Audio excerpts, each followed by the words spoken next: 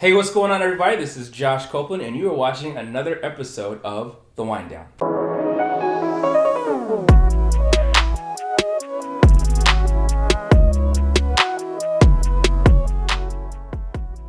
Hey guys, welcome to another episode of The Wind Down, and today I have an amazing guest today. Her name is Tara Mullarkey. She is the high ticket empress. She is the owner of Seven Figure Femme, and she's coming out with a book this year. Tara, how are you doing today? I'm super. Awesome. Really excited to be here. Well, I'm even more excited that you got to come on the show.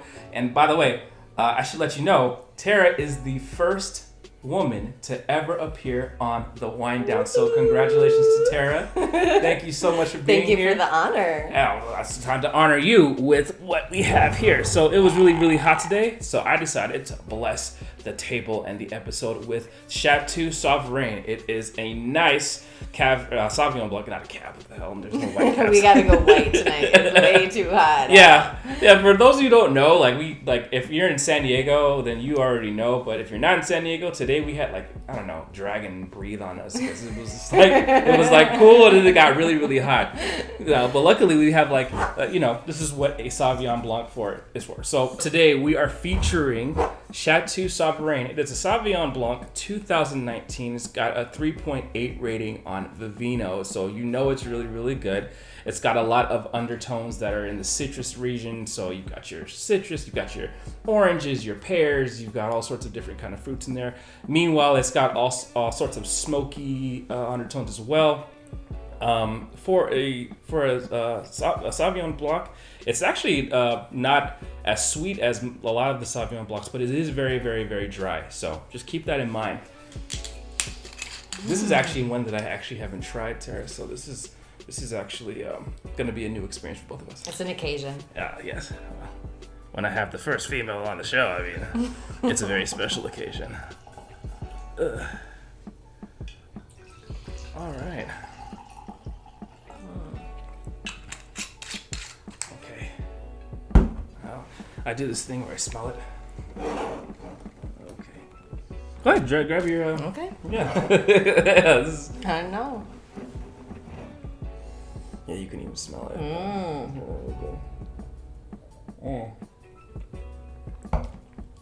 Delicious. That is so refreshing for today. It is, actually. Yeah. It's really, really good. That is why I like Sauvignon Blanc on hot days, because it's refreshing and chilled. It's crazy. I'd have taken you for a Moscato gal. A Moscato gal? I don't know. Really? I don't really know. What's You'll find Sauvignon Blancs for me, please. Okay, yeah. No, Sauvignon Blanc is a good one. What do you like to normally eat it with? Because when I pair Sauvignon Blanc, I like to normally eat it with fish and white meats and things like that. The last time I had Sauvignon Blanc, I paired it with a nice tilapia in some restaurant downtown San Diego. Yeah. So I'm mostly plant-based. I do have some fish in my diet. So for me, it's any veggie dish is actually great. Oh, okay. With a white wine, with a Sauvignon Blanc. Mm-hmm. Nice. Okay. Cool. Yeah. Well, like I said, normally, you don't have to succumb to the rule, but my guests come on here and they want to drink till the bottle's empty. You don't have to do it if you don't want to, but it is always an option. Yeah, you know what? Enough. I've been talking all this time. It's time to get into the good stuff. Let's talk about you, Tara. Okay. You are an entrepreneur. You're making well over 6-7 figures. What was life like before you became an entrepreneur? Good question. Okay, so I will start with, after college, I actually started working on Wall Street, interestingly enough. So I had a whole finance background. Yeah. And I studied economics, and then I went on to do my MBA in finance, and I worked on Wall Street. Mm-hmm. I liked it for a couple of years, and then I really found that it was just stripping my soul, so many who are leaving corporate America right now. It's kind of it's not fulfilling, and it wasn't my purpose. And so I'll just fast forward, and you can ask me what details you want to know in between. Jordanville. But I left. Yeah, exactly. I left, and then fast forward some years after traveling the world, I started my coaching business. That's amazing. So what was it? Well, I'm going to ask. What was it like working on Wall Street? Was it anything like the movie? So I didn't work on like the stock exchange trading floor. So I mean, I've been there, but I didn't work like directly there. I was more on a corporate finance sector. So we did like large leverage loans. So we were still considered, in the finance industry. But I thankfully wasn't one of those people on the floor, for example. Yeah. Cool. Yeah. That's freaking crazy. Where'd you travel to? So when I left New York City, I went to Thailand first, and then I went to all around Southeast Asia. So Thailand, Laos, Vietnam, Cambodia, Singapore. Then I lived in Bali for a couple of months. Then in India. So I traveled for 3 years, so a long time. So in India, I stayed for 9 months total. I lived in India for 9 months. Then Australia for like 8 months total. New Zealand, I lived in a van with my ex-boyfriend. We traveled both islands of New Zealand. Nice. All over Europe. And then I lived in Mexico for 3 years as well. Whenever you go on Facebook or Instagram, people are always talking about Bali and how they want to travel there and how they're going to do all this. So you've been there. Did you actually like explore Bali? Did you get to see the high life? Is it really as crazy as everybody says? It's beautiful. So it's not like it's visibly and visually beautiful. Yeah. But also there's an energy there, that we just don't really have access to here. And I think that's what makes it really addicting and what people really want to experience. Like a vibe? Like a vibe. Wow. Yeah. It has a very strong feminine energy, actually. So the land of Bali has a very strong feminine energy. And we live in a place where there's a lot of like masculine energy. It's like go, go, go and work and move and more you do. And not saying that's bad, but you go to Bali and everything's like reverence and beauty and slower, and so it has a different kind of energy. I think that's why people really love it. That's interesting. It's kind of like how Italy was when we went to one of my camera guys. His brother had a wedding there, and it was very much like that. In fact, it was. I love Italy. Yeah, it was so interesting that I'm not used to going to a country and then literally there is a designated time throughout the day where they take naps. Oh yeah, it's like, the best. Like it's like, no, it's like we grind out, we Gary Vaynerchuk it all day, Serious? 18, 19 hours. Like naps, what? And they're just like, no, like we're not working right now. Yeah. Totally. You could work, I'm sleeping, and then it's like everything's shut down. From like 2:00 in the PM to 4. Like I know. Nothing happens. But yeah, I traveled to Mexico with my family when my mom was a sign language interpreter, and her whole entire I guess her office and all of her coworkers, they all went down there, and again it was another situation where we couldn't eat, buy food or anything for like 2 hours. Yeah, the shops are closed. The cafes are closed. It's really, really interesting. Yeah. But that's really cool. That's it's definitely more of a lifestyle culture in some of these places still, versus capitalist kind of, all about buying more all the time. Yeah.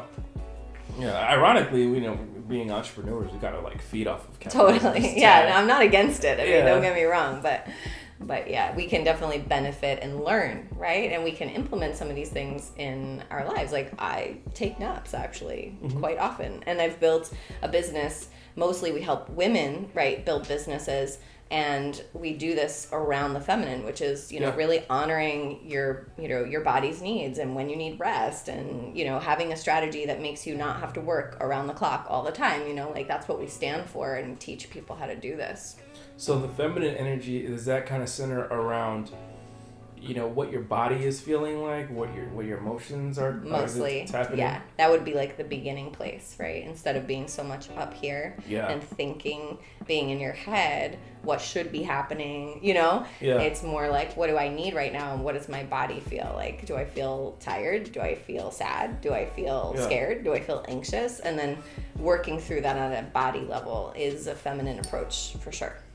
Yeah, it's interesting that you talk about like how getting back into your body and stuff like that with the feminine energy. I've noticed that when I sit down on my laptop writing copy for clients for a very long period of time, it's like all of up here. Yeah. And I have to do something to get out of my my body, whether it's push-ups or going for a walk or dancing or kind of just, shaking it off. Yeah. But you teach that. So that women don't have to ever go through that.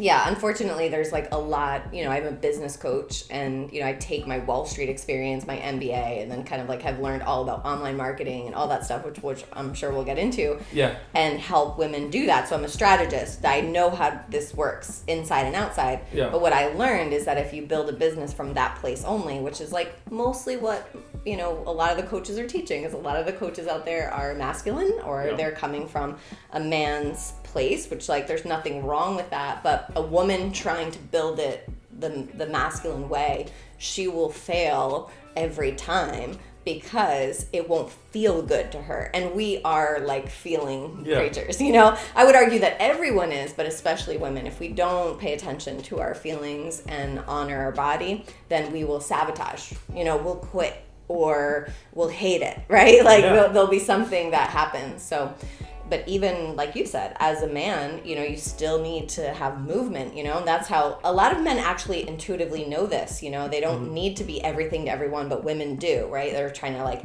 be a good wife or take care of their kids and have a business and, like do everything. And a man's kind of like simple-minded. He's like, I'm going to do my work and I'm going to go to the gym and, And so we just have to practice a little bit more as women to really stay connected to that. And then also build a business with the right strategy that allows us to do that. When you first started building your business, I know that you were on Wall Street. What made you when did you start? How did you start? Yeah. What was your earlier challenges? Because I know there's a lot of people out there, especially women who watch this, and they're like, man, I wish I could kind of take this what I love to do, and I wish I could find a way to make money on it, so I don't have to work this job, so that I can spend more time with my with my family, with my kids if they have any, with blah blah blah blah, and you're the solution. You have the solution for that. So how does that work for a woman who's trying to break into the entrepreneurial field and live a laptop lifestyle or make money from what they love to do? How does that work? Yeah. So I'll start with how I first started. Yeah. I was living in Tulum, Mexico at the time. So I don't know if you've been there. I want to go to the gym there. Oh, yeah. The jungle gym? Have you been there? Yeah. On the beach. I'm jealous. Yeah. I go to Tulum now like 3 or 4 times a year when it's not COVID happening. I started my business living in a small apartment in Tulum. This was like one of the places that I started to ground down after all my travels. I didn't want to go back to the States. And so I started learning how to do online business. I feel like now this is probably 10 years ago. So it was like at the very beginning. I feel like it was still like the very beginning for a lot of people. Yeah. And I really didn't know what I was doing. And I said this recently in an ad that we recorded because this is a pain point for, I mostly work with coaches, someone who has a service that, will help someone change their life. So they're transformational leaders. They're maybe they don't see themselves in that light yet, but they know they have a gift inside and they want to help other people like change their life. So they're like health coaches or want to be a health coach or a fitness trainer and they want to go online, or they're a relationship coach. Like they're an expert in something. They know they can help. Like they do this in their normal life every day with the people around them. They're like, I can help you. I've learned this thing. And yet they're not making money off of it. And so this is what we help someone do. When I first started, I sold my first course that I started. I built this course. It was very basic. It was like some PDFs and we were going to do coaching calls. $197 was the price point, and I sold only 4 women into this course. Wow. 4. I mean, back then though, you were like, hell yeah, or no, I wasn't. because just do the math. Exactly. Like there's no cash flow in that. There's no profitability, and I had tapped everyone in my market, and I already had like a decent following from traveling the world. Not huge at that time. Like Instagram wasn't even like around. Right. But anyway, so there were only 4 women that signed up. So I was like, okay, so how's this gonna work? like, am I going to launch this again next month? But I'd already like told all the people that are in my network about it. Yeah. So this is like the number one pain point that we find, you know, with the clients that come to us is like, you know, you start doing one-on-one coaching for $100 an hour, $150 an hour, or you sell 4 spots in your low ticket program, but you're not even making enough to actually make it a viable business, you know? And so that sent me trying to learn about how do I actually build a company. Okay. You know? How do I actually build a company that's not like, oh, I made some extra money, you know? And so... What was the first skill that you had to learn or that you chose to learn before you had to learn all these skills to operate a business? Because I know that when I was, you know, obviously copywriting is my skill. I mean, you have to learn you learn other skills too if you're trying to operate an agency or a coaching business. Yeah. What was your first one? That's a good question. Did you learn copy? Was it speaking?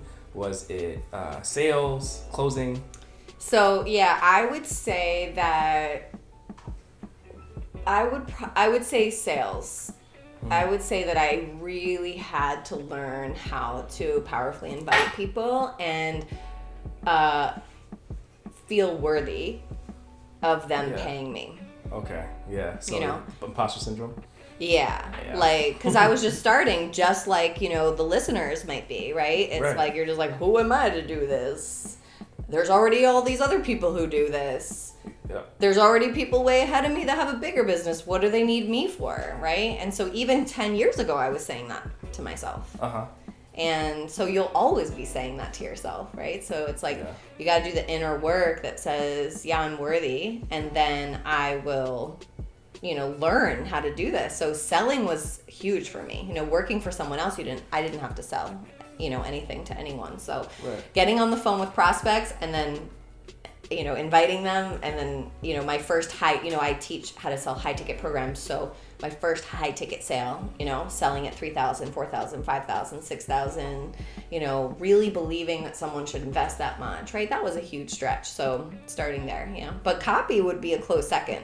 Learning how to write in a way that like really inspires people to change, you know, their viewpoint and then take action is like a huge skill in online business for sure.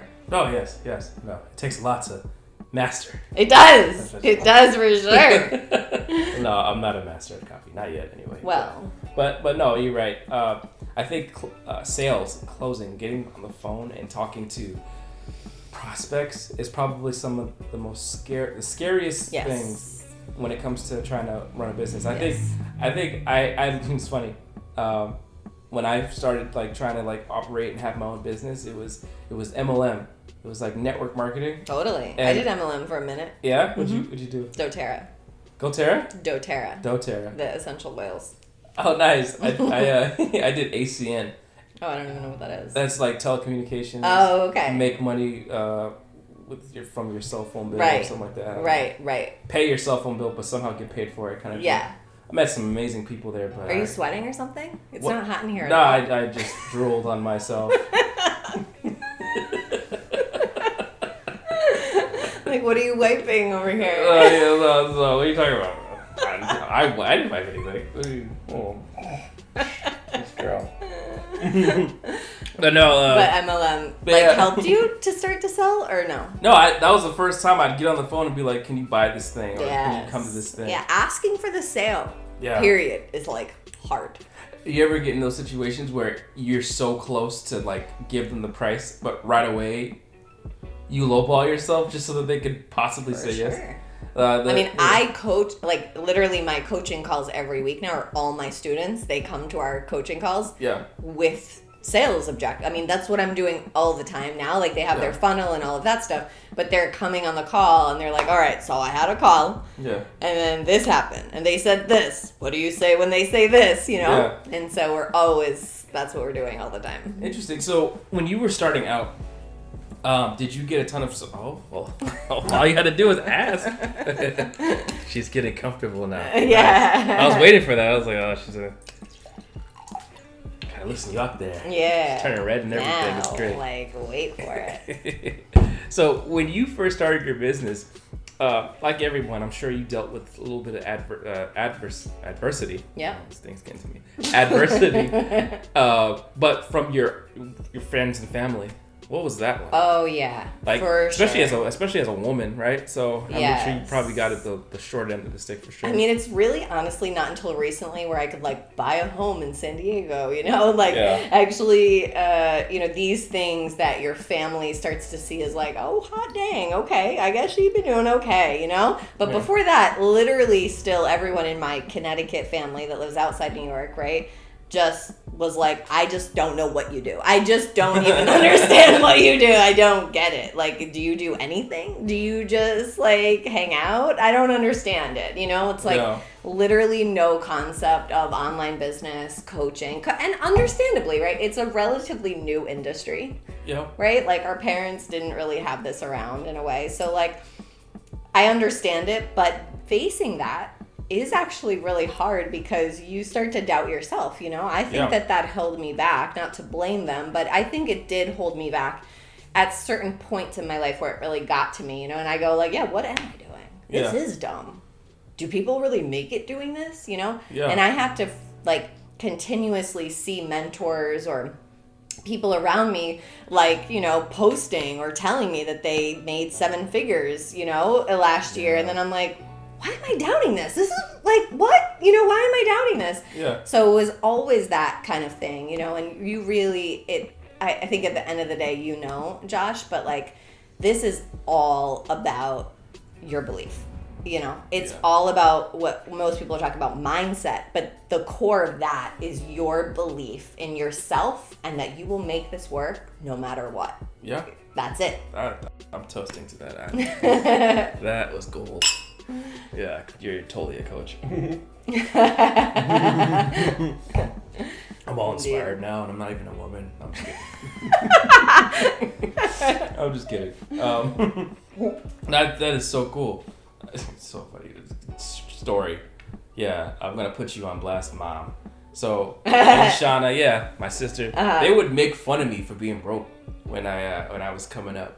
They would have jokes, and then when it was time for money, I was the one they'd ask. Yeah. You know, when things started happening. Right. It takes a lot of self-belief to be like, you know, like, so much. This journey or this path is not for the faint of heart. You know, most people, you know, not to be hierarchical or anything, like I'm better, but like the general population take the route that everyone takes, which is go get a job somewhere, you know?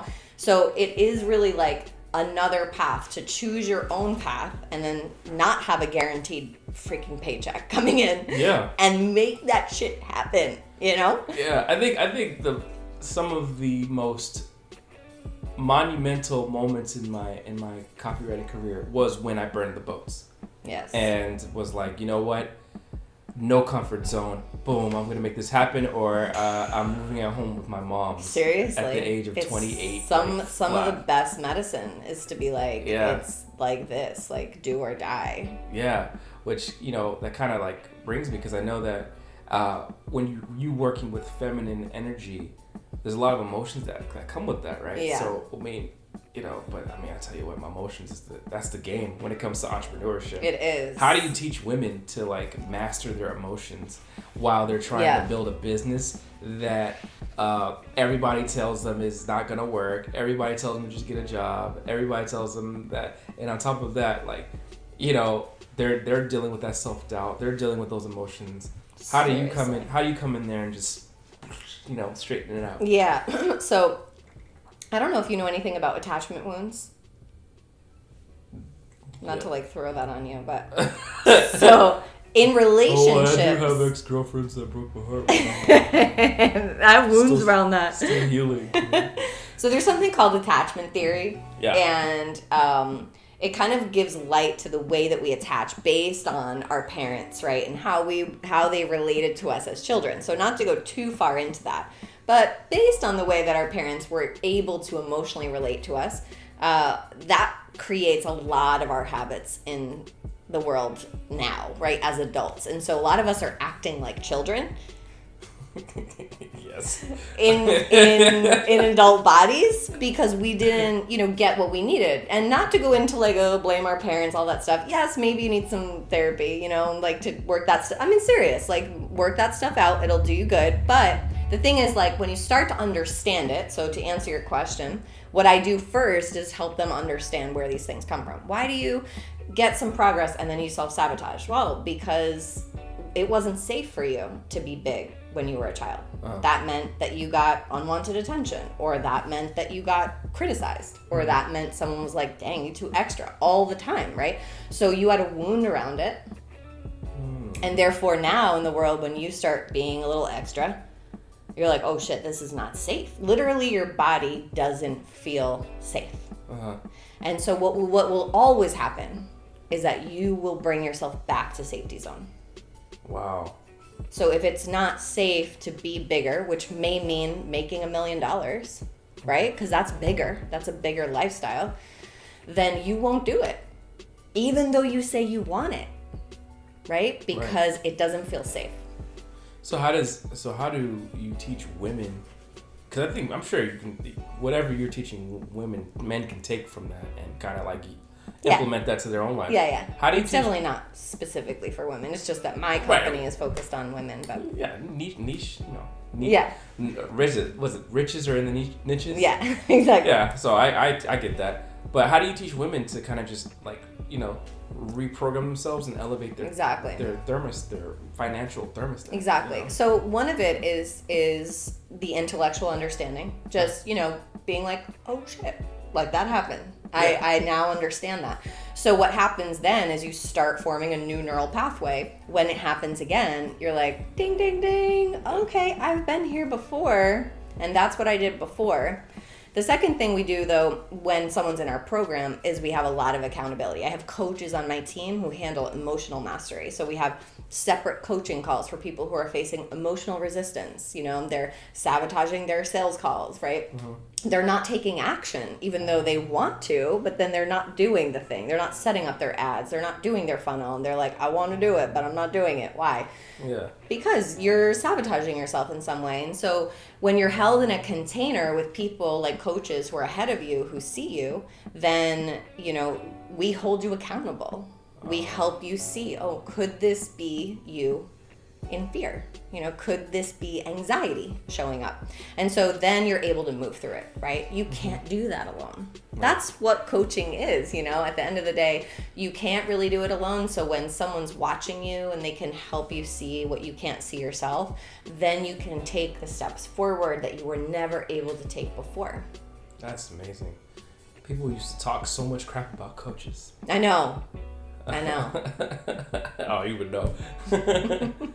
Speaking of being a coach, so when you're teaching these women how to build their business, take over the internet, make money off their passions, live the life that they want to live, spend time with their family, yada, yada, yada, all that good stuff. Yeah. Obviously there's strategy that comes with that, right? Yeah. For those who are familiar with internet marketing, you know that a funnel is essential to pretty much everything you do online. Yeah. Do you teach women how to build funnels, and if so, what are the steps? Yeah, I love this topic. Okay. So one of the things, like when most coaches start, they try to do everything organically, right? And that's okay. It can get you a certain, you can go a certain distance doing just organic, meaning you're not spending money on advertising, right? Mm-hmm. It can still help to have a funnel, but if you don't have traffic to drive to the funnel, it's kind of pointless, right? So, we definitely advise that in order to achieve also this lifestyle, why wouldn't you have a sales team kind of working for you? And that's in the way of having ads and one funnel. We actually teach just one funnel. Just one funnel, yeah. That's good. So it's actually makes it really simple, because a lot of internet marketers are like, and this funnel and upsell and downsell and down over here and this and super complicated, and it actually really overwhelms women because they're like, I am not techie at all, right? We hear that a lot for the women running through our programs. Mm-hmm. They're like, I'm not techie at all, so they get intimidated by a very complicated funnel. So when you learn how to actually just package up what you do into one high-end program, you actually can just have one simple funnel, and it's really only 3 different pages. Okay. So like well, I'm guessing a lead magnet, then the offer, and then the thank you page afterwards. So actually, we don't do. So we sell high ticket coaching. Okay. And so that always happens on the phone. So we don't have sales pages. Okay. That's for us, right? Some people do. If you sell an online course, you might have a sales page, and then you have the thank you page, like you said. But we sell high ticket. So high ticket coaching, anything over $3,000 has to be sold on the phone. Okay, that makes sense. Yeah, and so our funnel is pretty much an opt-in that goes to a lead magnet, which is a webinar.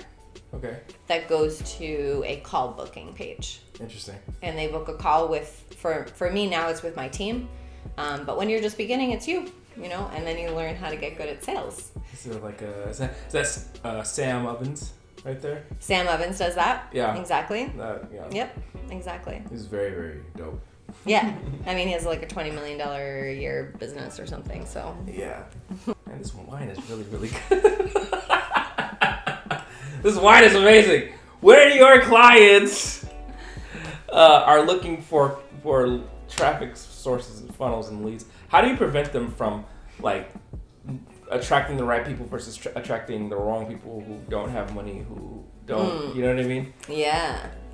So, it's definitely like having understanding of online marketing. We actually start with real clarity on their offer. And it's probably the most foundational thing, but it's the hardest thing, right? When you feel like you're good at a lot of things, but then you have to get clear on what it is that you offer. But what I've learned over 10 years of doing this, right, and having funnels and then having dozens of students that have gotten to six figures and multiple six figures, that the clarity in their offer and what they do, meaning the result that their program gets, is the key.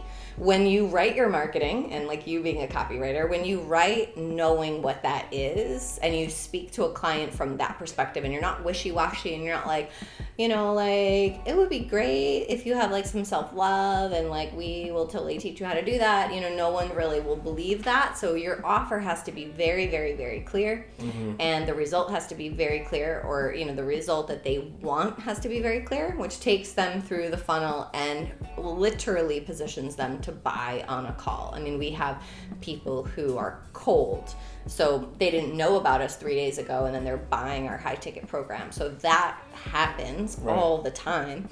But what's key is that I know, for our students anyway, for our clients, right, I know what they want. And so, our students have to learn the same thing. Either it's a health transformation, a relationship transformation, a wealth transformation, a business transformation, a career purpose transformation. High ticket coaching is always about results, and it has to be a major life result, for their person. So do you teach these women to be coaches themselves, or do you teach them how to just sell like a service, like a DIY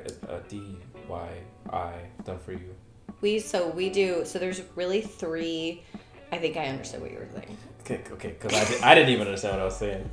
Done for you service. There's really three different ways that people can provide transformation. That's do it yourself, do it with you, and done for you, right? Like there's three different ways that services can be provided in the transformational industry. So do it yourself is like a course. You buy a $197 course, a $997 course, and you buy that and you can do it on your own. What more likely happens is that it sits on your hard drive and you don't do anything with it. So that's why I don't actually advocate for low ticket. I don't think that low ticket actually makes transformational results in people's lives. So what we advocate for is high ticket, which is done with you.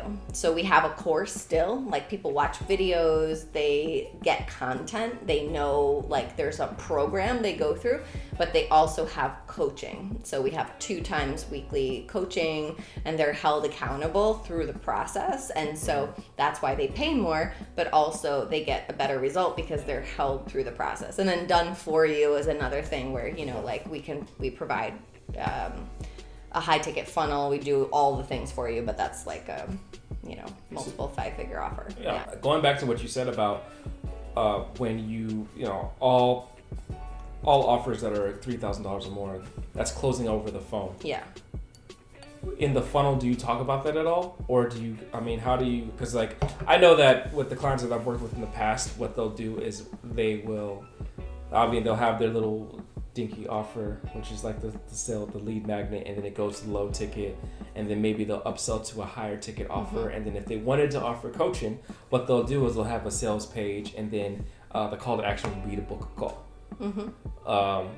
But in your case, you guys don't have a sales page. You just tell them to book a call. Correct. Interesting. How do you Okay, it's coming together. It's coming together. So, yeah, I mean, I'm not sure what your question is, but what we found from doing this for years and selling low ticket before and then doing kind of what you said, right? Like what you've seen other people do. Yeah. And then also like one of my mentors, I'm in his $30,000 a year mastermind. Right. He used to sell low ticket. That's kind of how he built his 7-figure bit, like got to 7 figures. And the way he got to 8 figures was literally getting rid of all low ticket offers and going everything to high ticket. So everything now is to a phone call, right? So wow. Yeah. Okay, that makes sense. And so it's just, from a business, there's 2 sides to look at this as, right? But from a business perspective, it's more profitable. There's more cash flow. You can reinvest in your business. You're really not going to make high margins on a low ticket offer if you're running ads. Like it's just really hard to make because you have to run ads. And so you're going to spend at least 50, sometimes 60, sometimes 70% of whatever your offer is on the ads. So your margin's really slim. And then why not just like transfer all that traffic? We've just seen like looking at the numbers that it's just better to go like invite people to a call and invite them into the program. Here's my biggest thing on this though, and I talk about this with my students and all our followers all the time. The reason why I stand for that, and yes, it costs people more, and yes, it takes more of their money. Some people get all like, ooh, you're just like taking more of the money. You gotta pay to play, Here's the thing. You get better results when you pay more, period. You just do. So from my perspective as a coach, I feel more in alignment charging people more money because I know that they're going to take action, right? If I sell them $1,000 product and I do not help them and I don't provide coaching, likelihood of them doing anything, and I've seen it because I've sold low ticket. Right. They don't do anything. They literally don't do anything with the course. If I charge $10,000 and they're in coaching calls, right, over months, the likelihood of them getting results, which arguably is worth the $10,000, because if they're going to make a multi-6-figure business or 7-figure business, what's $10,000, right? So it just gets people better results. So why not, why not give people the best results they can? I mean, it's obviously a better way to kind of just like filter who's serious and who's not. Yeah. I mean, if you're willing to invest $10,000 to make $100,000, $200,000, $1 million, I mean, you're gonna pay attention. Yes. Usually like the low ticket, the low investments, people are not really that serious. No. And I kind of had to realize that the hard way because I would work with clients and I'd write copy for low ticket and I would freaking put all my energy into it and they just wouldn't. No. And it's so funny. They get stingy over like $100, $50. But they're wanting $10. To have like a huge success or a huge transformation or huge money growth, Yeah. I used to, I remember I had discounted my emails. I discounted the normal price of whenever I write emails. And I had someone still ask for if they could pay me in payments. Yeah. An email. It was so like, we're talking about like $100, $120, for an email. No, that's, I mean, can I pay you half now, half later? When I had a low ticket offer, we had a Facebook group and I literally had I saw this firsthand. I saw women come in there and they bought the program for $2,000 and they did not do anything. They wouldn't even watch. Do you know what the percentage is of people who actually watch the content of a low ticket program? 5%. What? That's the stats. 5% of people actually watch the program. Wow. But with high ticket, it's way higher. Wow. So for me, I was like, even if I'm making profit, even if this feels good because it's like $2,000 and da-da-da-da-da, it doesn't feel good to me at the end of the night though. If I'm going to bed and I have money in my bank account, but these women bought it and they're not doing anything with it. Yeah. Some would argue it's not my problem, but it is my problem though. So I literally would rather charge more and give them more support. See, that's how you know you're not a sleazy person or sleazy thanks. salesperson. And obviously, I'm complimenting you, but seriously, there's a lot of entrepreneurs out there that'll go and will con people out of their money, selling them courses that they know aren't as effective, aren't valuable, or nothing. They'll walk around, sad. And people are just like, this is a trash product. But hey, they got the ad spend. They can still keep putting ads out there. Yes. They can keep pushing their ads and people keep buying it and they sell. They're slick on the freaking video and they got their stupid rented Lamborghini with the freaking... There's kind of sleazy stuff out there. Yeah, it's crazy. I was actually thinking about coming up with like a business venture where I ball so hard that I just have like a freaking mansion and I just rent it out to people who want to freaking... But then that would make me a sleazeball too. Yeah. Huh? So I'm not going to do that. Yeah. I mean, you just like, if you have a heart, you can't really sleep at night taking other people's money and not caring if they actually did something with it, Yeah. Really, at the end of the day. I mean, you can't control it. You can't control... You can't obviously control it even in a high-ticket program. There's still going to be people who are like, they face resistance and then they face their stuff. So you do have to let go to some degree. But if the stats that say that most people aren't getting results from your program, not because it sucks, but because they don't have any accountability, well, then you know what to do, right? Right. And I respect that. I think there needs to be a lot more entrepreneurs like you out there, just for women, for men, for any niche, every niche. Yeah. Because I tell you what, man, like what we have, what you provide for women are solutions to problems. Yeah. You literally have the key to making their lives better and giving them a way out of all of this monotony, all of this mediocrity, all of this stress and everything. Yeah, because I mean, I have to wake up from this, but life is not meant to be where you work a job that you hate and live your passions and actually do your passions on the side or talk about your passions on the side. Like women that come to us, they're like, I just could talk about whatever, like relationships all the time. And I'm like, okay, so then you know what you want to do. Yeah. Like, but there's so many relationship coaches. I don't care. Yeah. And let's do it, Because then you just need a smart marketer in your corner, who can help you create it for yourself because there's always a way. Competition doesn't matter. If you have passion and you'll work on your belief, then there's always space for someone. That is, yeah. I'm so, man. I don't wish I was a woman, but I wish there was, a room for guys like me to kind of get more value. But I got you on Instagram, so I'm gonna keep looking at that. So if there was any takeaways for the woman out there who has a business idea or a passion, or who knows that deep down she could be successful as an entrepreneur, but it's too scared. She doesn't have the support, whatever. What would you say to her right now? So it may sound self-serving, but I would say you have to get support. You literally need to put yourself in a place where there's other people doing what you want to do. So there's someone who can show you the way, and then there's other women who are also doing it. Because frankly, the people around you are probably not living this dream that you have. And so you need to put yourself around, not just online, not just on IG, but you need to go and, be in, maybe it's an online container, but there's live people who are actually doing it too. So join a coaching program. It's not even about if it's mine, if it's someone else's, I don't care. But if there's one thing I know for sure about my path over 10 years, the times that I've hired mentors and literally parted with a bunch of money to jump in, right? Those are the times that I've propelled myself forward into a new reality that I didn't even think I had. But the times that I retracted and felt like I didn't have the money and I felt scarce, those are the times that I didn't believe in myself, right? And I was a lone wolf, trying to figure this out on my own, and I really didn't make any progress. So that's really the number one thing I would say is you have to get support and get around other people that are doing it too.